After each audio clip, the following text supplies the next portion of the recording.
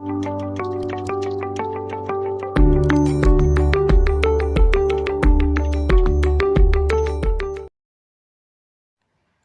Friends. तो ये high schools examinations mean 2023 का पेपर है हिंदी का, जो आज के ही दिन हुआ था। तो आइए अपन इस सेट ए को सॉल्व करेंगे, सेट ए का सॉल्व करेंगे, ओनली सेट ए का। तो ये आपको सीरियल नंबर भी दिख रहा होगा, बोले तो ये ओरिजिनल पेपर है। तो इसे अपन सॉल्व करते हैं। तो इसमें देख लेंगे, पहले अपन देखते हैं सही विकल्प क्या है। सही विकल्प, तो पहला सही विकल्प है रीतिकाल के जो कबीर थे वो भूषण थे। और सही विकल्प का दूसरा वो तुलसीदास की रचना विनय पत्रिका है। 10वें रस का नाम वात्सल्य था। 10वें रस का नाम वात्सल्य था। बाल गोविंद भगत साहब मानते थे क्या कबीर। बाल गोविंद भगत साहब मानते थे कबीर। वह धीरे धीरे चलने लगा। इस वाक्य में क्रिया विशेषण का भेद है, वो है रीतिवाचक का। और छठवा कह रहा है आपका कि बालक तारकेश्वर को उसके पिता टीका लगाते थे चंदन का। तो अपने ये क्या हो गए हैं, ये आपके सही विकल्प हो गए हैं सेट ए के। अब अपन देख लेंगे रिक्त स्थान। तो ये रिक्त स्थान है। रिक्त स्थान में क्या कह रहा है कि सूरदास के जो गुरु थे वो थे बल्लभाचार्य थे। और चौपाई छंद के प्रत्येक पंक्ति में 16 मात्राएं होती हैं। प्रबंध काव्य के 2 वेद होते हैं। प्रतिमा बनाने वाले का नाम क्या था, हवलदार साहब था। ठीक है। संधि के 3 वेद होते हैं। ठीक है। हिमाचल की तीसरी सबसे बड़ी चोटी है कंचनजंगा। आप पे ये टिक भी लगे हैं, आप टिक से भी सॉल्व कर लेते हैं। अब देखो मैचिंग्स देख लेते हैं। पहली मैचिंग्स कह रहा है कि कमायनी एक क्या है, जयशंकर प्रसाद है। मानवीय क्रियाओं का जो आरोप है वो मानवीकरण है। गद्य की प्रमुख विद्याएं हैं वो है निमंत। और कह रहा लखनवी लखनवी अंदाज क्या है, यशपाल है। अंधे की लाठी एकमात्र सहारा है, मैं क्यों लिखता हूँ, ये एक अज्ञेय है। क्या है, अज्ञेय है। तो ये ओटीबी सॉल्व हो चुकी हैं आपकी, ये टिक लगे हैं, आप टिक से भी कर सकते हो। अब ये देख लेते हैं, एक वाक्य उत्तर लिखिए। तो कह रहा है कबीर निराला ने बादलों की तुलना किससे की है, मन से की है। किससे की है, मन से की है। रस के कितने अंग होते हैं, 4 अंग होते हैं। गद्य की 3 गौण विद्याएं लिखिए, वो जीवनी है, निमंत है और एकांकी है। कह रहा समास के कितने वेद होते हैं, 6 वेद होते हैं। एक अनार 100 बीमार का अर्थ होता है थोड़ी वस्तु के बहुत चाहने वाले। कह रहा भोलेनाथ के पिताजी गंगा में आटे की कितनी गोलियां प्रभावित करते थे, 500 बार। ये अपने सत्य असत्य हैं, तो सत्य असत्य देख लेंगे। तो कह रहा मुख गायक के स्वर चट्टान जैसी भारी और गंभीर थे, ये सत्य हो जाएगा आपका। दोहा एक सममात्रिक छंद है, ये असत्य हो जाएगा।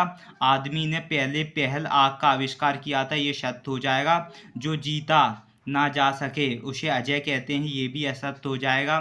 कहता है प्रेयर बिहिल की घुमाने से पाप नहीं धुलते हैं, ये असत्य हो जाएगा। हिरोशिमा में परमाणु बम गिरा था, ये सत्य हो जाएगा।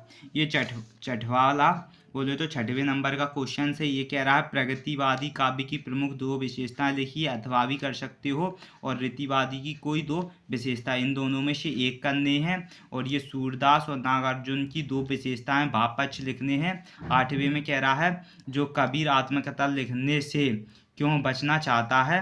और परशुराम के क्रोध करने पर लक्ष्मण ने धनुष के टूट जाने के लिए कौन कौन से तर्क दिए हैं। ओके। और 9 में कह रहा है कि कविता का शीर्षक उत्साह क्यों रखा गया है। अथवा में है संगतकार के माध्यम से कबीर किस प्रकार के व्यक्तियों की ओर संकेत करना चाह रहा है। 10 में है 10 वाला कह रहा है कि जो खंड काव्य की 2 विशेषताएं लिखिए। अथवा में है श्रृंगार रस किसे कहते हैं, उदाहरण सहित लिखिए। 11वें में कह रहा है चौपाई छंद को परिभाषित करते हुए उदाहरण सहित लिखिए। अथवा में कह रहा है अनुयुक्ति अलंकार किसे कहते हैं, उदाहरण सहित लिखिए। कहानी और उपन्यास में कोई 2 अंतर लिखिए। अथवा में रेखाचित्र और संस्मरण में कोई 2 अंतर लिखिए। 13वें नंबर पे है यशपाल और मंजू भंडारी की जो बिंदुओं पर 2 रचनाएं और भाषा शैली के 2-2 पॉइंट्स लिखने हैं। 14वें नंबर पे कह रहा है सेनानी ना होते हुए भी चश्मे वाले को लोग कैप्टन क्यों कहते थे? 8वें में कह रहा है इस आत्मकथा में लेखिका के पिता ने रसोई को भटिया खाना कहकर क्यों संबोधित किया है? 15वां कह रहा है शहनाई की दुनिया में डूमराव को क्यों याद किया गया है? 8वां में है वास्तविक अर्थों में संस्कृत व्यक्ति किसे कहा जाता है? ये क्वेश्चन नंबर 16 में क्या है? मुहावरे का अर्थ लिखकर वाक्यों में प्रयोग करना है। कह रहा है खून पसीना एक करना, बहुत मेहनत करना। तो आप प्रयोग कर सकते हो जैसे मोहन के पिताजी की मृत्यु हो जाने के बाद मोहन अधिक मेहनत करने लगा है। दाल ना गलना बोले तो युक्ति ना चलना, बोले तो बिल्ली को एक बार पीट क्या दिया फिर बिल्ली पूंछ दबाकर निकलने लगी या निकल गई। तो ये दाल ना गलने का अर्थ है। ठीक है, अब है इसमें समास विग्रह कर समास का नाम। पंचवटी एक 5 बटों का समूह दिग्गु समास है। नीलंबर नीला है जो अंबर नीला है अंबर जो वो कर्मधार समास है। 17वें में कह रहा है भोलानाथ और उसके साथी के खेल और खेलने की सामग्री आपके खेल और खेलने की सामग्री से किस प्रकार भिन्न है? 8वें में लेखक ने अपने आप को हिरोशिमा के विस्फोट का भुगता कब और किस तरह महसूस किया? यह 18वें क्वेश्चन में पद्यांश है। पद्यांश आपको नहीं आए तो आप प्लीज़ कमेंट करें, पद्यांश आपको अच्छे से कराऊंगा। ये आपके गद्यांश हैं। गद्यांश को पढ़कर इनमें अर्थ लिखने होते हैं। जैसे 3 नंबर के हैं तो संदर्भ प्रसंग व्याख्या 3 चीज़ें आप लिख देना। ठीक है, 19वें में क्या है? अनुच्छेत्र है मीठी बोली का महत्व और बढ़ती महंगाई के संबंध में एक मध्य संवाद करना है। ठीक है, 21वें में है गद्यांश काव्यांश, जिसे पढ़कर आप इसका शीर्षक लिख सकते हो। इसका शीर्षक आप इसमें पढ़ सकते हो जैसे निराश से प्रसन्नता और शांति, ये इसका शीर्षक हो जाएगा और इसके जो पॉइंट्स हैं वो इसी में आपके आंसर्स मिल जाएंगे। ये अथवा था, पद्यांश था ये। और 22वें में एक आपको आवेदन लिखना है नगर पालिका अध्यक्ष को मोहल्ले की नियमित सफाई के संबंध में और अपने मित्र को भाई की शादी में सम्मिलित होने पे पत्र। और इसमें 23 नंबर पे है एक कोई सा भी विषय में निबंध और उसकी रूपरेखाएं लिखनी है।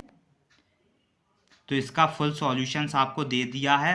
तो आपको जो कल नेक्स्ट पेपर आएगा, जो भी आने वाले समय में जो पेपर्स होंगे इस वीक में, तो आपको हर पेपर आपको इसी चैनल पर मिलेंगे। तो आप प्लीज़ सब्सक्राइब कर रहे हैं। अगर आपको ये सॉल्यूशंस अच्छे लग रहे हो तो प्लीज़ लाइक करें, क्योंकि आपको ये ज़रूरी है अपडेट्स देना। अगर आप 10वीं के विद्यार्थी हो या 12वीं के विद्यार्थी हो तो आप प्लीज़ इस चैनल को सब्सक्राइब कर लें, जिससे कि आपको अपने पेपर्स में जो सॉल्यूशंस होते हैं वो आपको जल्दी से मिल सकें। तो